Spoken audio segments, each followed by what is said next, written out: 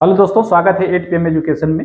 और ये I hope आप लोग बहुत अच्छे होंगे और आपका प्रिपरेशन भी अच्छे से चल रहा होगा। ठीक है, इसमें हम जो चर्चा करने वाले हैं, ये अगला जो टाइप है, टाइप 7 है। इसमें इन्वेस्टमेंट और बिजनेस का जो भी इसमें लगता है उस पर आधारित ये प्रश्न होते हैं इसमें, कि इसमें इन्वेस्टमेंट कितना किया गया है, कितना परसेंट हुआ है, कितना सामान उसमें से लिया गया है, या उसमें से कितना सामान को देना है, या किसी को उसमें कोई परचेज किए कोई सामान उसमें से कितना डिफेक्टिव निकला, उस तरह के इसमें प्रॉब्लम्स होते हैं। ठीक है, इसमें हम डिस्कस कर रहे हैं टाइप 7 का, ये पार्ट 1 वीडियो है। इसमें देखिए क्या कर रहा है कि एक फैक्ट्री में बनने वाले खिलौनों में 20% दोषपूर्ण थे और शेष खिलौनों में से 25% खिलौने क्षतिग्रस्त थे। यदि 4800 खिलौने सही स्थिति में थे तो बताएं खिलौनों की मूल संख्या कितनी थी। एक बात बताइए कि एक फैक्ट्री में क्या है कि 20% of the toy produced in affective defective, यानी कि जो 20% था वो डिफेक्टिव निकल गया। और कह रहा है कि 25 जो रिमेनिंग था, यानी कि जो शेष का 25% था, वो डैमेज हो गया है। और उसके पास अभी 4800 जो टॉय है वो गुड कंडीशन में, यानी कि वो बिकने लायक है। ठीक है, तो ये आपका रिमेनिंग ही दिया हुआ है। ठीक है, रिमेनिंग इतना टॉय बचा हुआ है। तो आपसे पूछा what is the original number of toy produced. कहने का मतलब यदि मान लीजिए कि 100 होता तो 100 में 20% जो है, 20% 100 का 20% कितना हुआ, 20। ठीक, अब शेष कितना बचा, तो 80। तो ये क्या था, ये क्या हुआ, तो ये डिफेक्टिव है। 20% जो प्रोड्यूस हुआ है उसमें ये डिफेक्टिव निकल गया है। और 80 जो बच गया है, 80 जो बच गया वो क्या हुआ, अब 80 का शेष का, यानी शेष तो 80 बचा, तो 80 जो बचा उसमें से 25% जो है वो डैमेज हो गया। तो इसका 20% कितना, 1/5 कहिए। 20% का फ्रैक्शनल वैल्यू ऐसे भी निकाल सकते हैं। 20% का फ्रैक्शनल वैल्यू कितना, तो सर 1/5। ठीक है, तो 1/5 में 5 में एक डैमेज हो रहा है, यानी कि 4/5 हो रहा है, 4/5। ठीक है, तो 4/5 इसका निकालिएगा तो ये आपका कितना हो जाएगा, 16, 16 × 85, 16 × 64, यानी कि 64 बचेगा, 64। यानी कि इतना जो टॉय था, इतना टॉय जो क्या हो गया है, इतना टॉय अब बचा हुआ है। ठीक है, ये बचा हुआ है नहीं, ऐसे भी निकाल सकते हैं कि सर नहीं नहीं,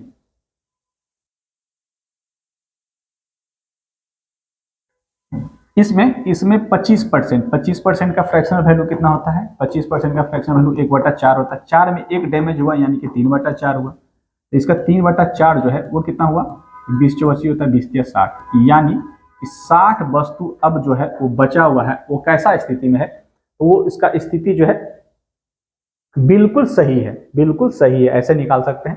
यानी कि हम 60 बराबर बच सकते हैं कि बिल्कुल सही है। अच्छा, डैमेज कितना हुआ है, डैमेज हुआ है इसका 25%, तो 80 का 25% निकालिएगा तो आपका निकलेगा कितना, 1/4, यानी कि 20। यानी कि इसका 80 का 20, 80 में से 20 जो सामान थे वो क्या हो गए थे, तो डैमेज हो गए थे। ठीक है, वो डैमेज हो गए थे। तो बचा कितना था, 80 में से 20 घटा दे तो भी 60 आ जाता। यही सामान जो बचा हुआ है 80, ये आपका गुड कंडीशन है, यानी कि अच्छा का स्थिति में है, ये खिलौने बिकने लायक है। तो उसी का मान दिया हुआ है कितना, 48, यानी कि 60 इक्वल टू कितना हो गया, 48। 1 यूनिट का मान कितना हो जाएगा, 4800/60 कर दीजिए, इंटू, और टोटल 100 माने तो 100 कर लीजिए। तो ये कितना बार में कटेगा, एक शून्य से एक शून्य, ये कट गया कितना, 8। 80 बार में 80 को 100 से गुना कीजिएंगे तो कितना हो जाएगा, 8000। यानी कि टोटल जो टॉयस थे उसके पास 8000। Option number B is the correct answer. ठीक है, नेक्स्ट कह रहा एक फैक्ट्री बनाने में खिलौनों में 20%, अच्छा सेम क्वेश्चन आ गया। ठीक है, कह रहा प्रति किलो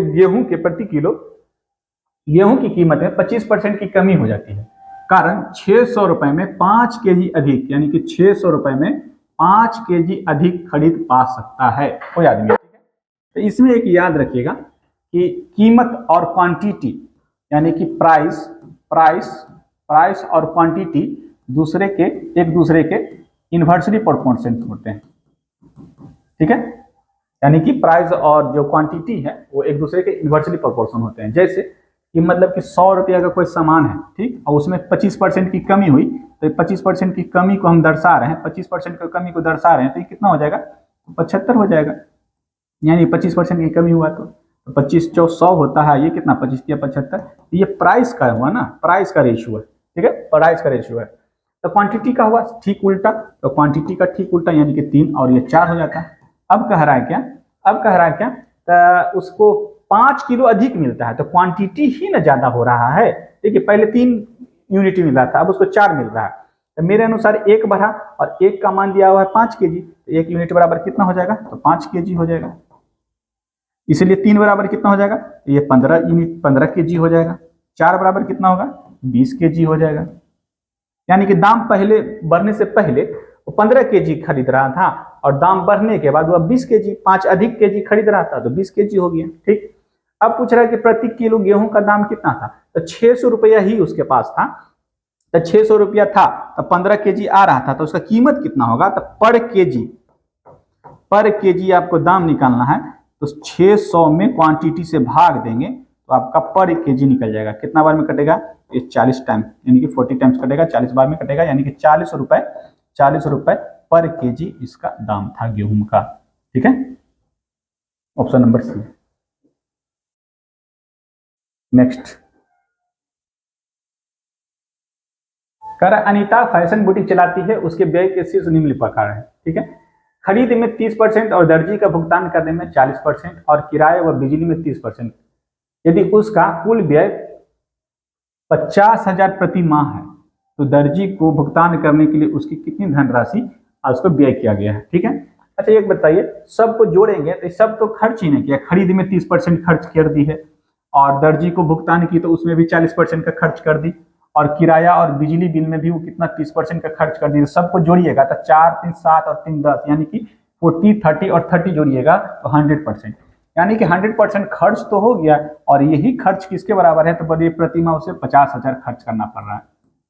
तो 1 यूनिट का मान कितना हो जाएगा सर, तो 50,000 बटा 100, 500 रुपये। ठीक, अच्छा अब आपसे पूछा दर्जी को कितना भुगतान किया, तो दर्जी को कितना है, तो 40% है, 40% का मान निकालना है, यानी कि 40 यूनिट का मान निकाल लीजिए। 500 गुना 40 कर लीजिए, कितना हो गया, ये हो गया 20,000 रुपया। यही आपसे पूछा था, option number C is the correct answer. Simple सवाल, लेकिन उसको समझना होता है कि क्या दिया हुआ है क्वेश्चन में।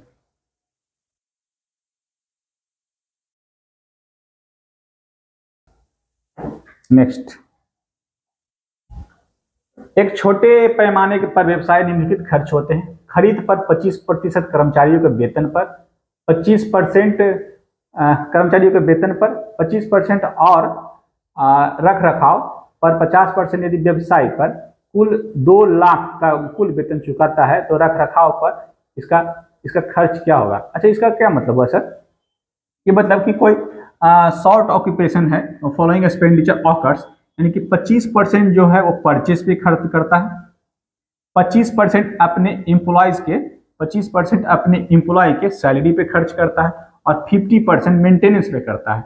If the occupation page 2 lakh, यानी कि किसी को वेतन यदि दे रहे हैं ना 2 लाख, यानी हम यहाँ से कह सकते हैं तो एम्प्लॉय का सैलरी पर कितना दे रहा है, तो यानी कि एम्प्लॉय को भी दे रहा है, यानी कि कोई कंपनी है जिसमें वो परचेस पे 25% खर्च कर रहा है और अपने एम्प्लॉय जो रखा उसको उस पर जो पेमेंट उसको दे रहा है वो 25% है और उसका कंपनी को मेंटेनेंस में भी 50% का मेंटेनेंस का वो खर्च हो रहा है।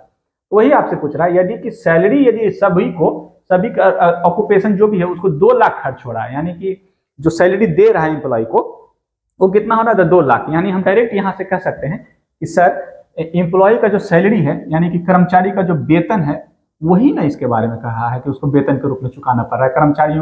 कर्मचारी का वेतन पर यानी कुल वेतन उसको इतना चुकाना पड़ रहा है, यानी कि 25% का ही आपका वैल्यू दिया हुआ था, कितना, तो सर 2 लाख। ठीक, तब हमसे क्या पूछ रहा है, तो रख रखाव पे कितना खर्च हो रहा है, रख रखाव पर उसको 50% यानी 50% का मान हमको निकालना है। ठीक है, तो 1 बराबर कितना हो जाएगा, 2 लाख बटा 25 और इसीलिए रख रखाव पर 50%, इसलिए 50% का मान निकालते 2 लाख इंटू 50, 25 से 2 बार में कट जाता तो 2 दूनी कितना होता, 4 लाख, टोटल 4 लाख खर्च हो रहा होगा। Option number be the correct answer. ठीक है,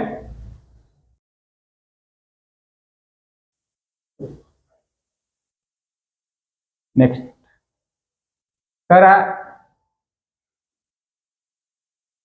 अचित्य 25,000 का निवेश कर एक चाय की दुकान खोलता है।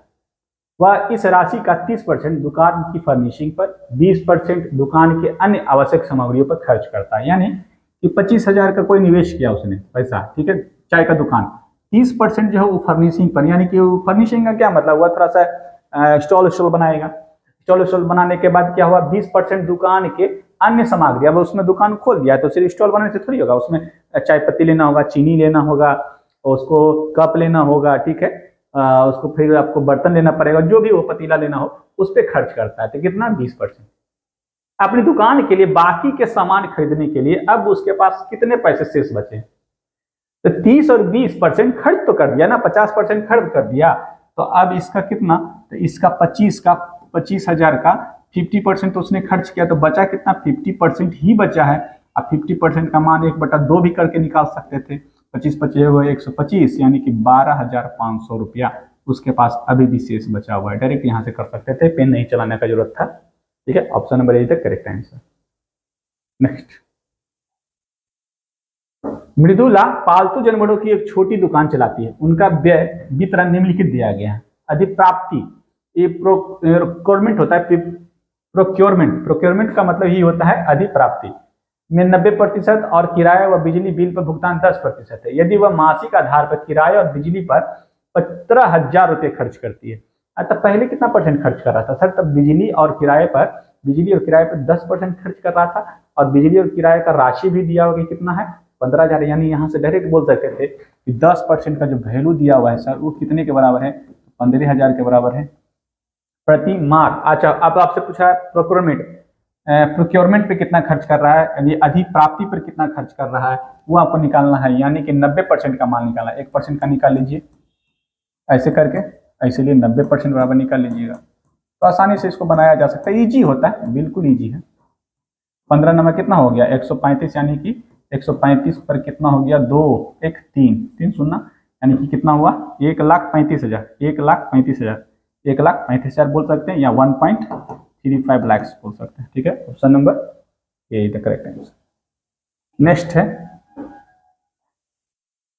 एक किराने की दुकान 2 अलग विक्रेताओं से पैक किए गए रस की 600 बोतलें खरीदती है, ठीक है, यानी कि टोटल 600 बोतल खरीदा गया है।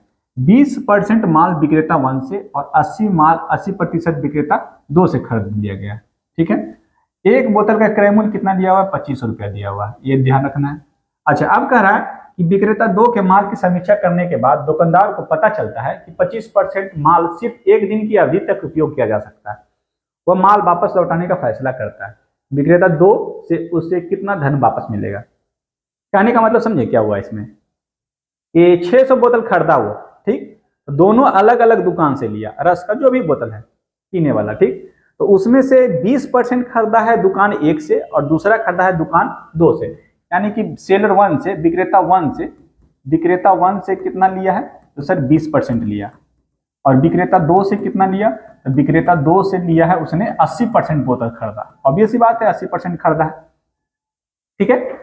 इतना तक बात समझ में हम लोग आया कि सर टोटल 600 बोतल था सर, तो उसमें से 20% इसको से लिया और 80% इससे लिया, ठीक।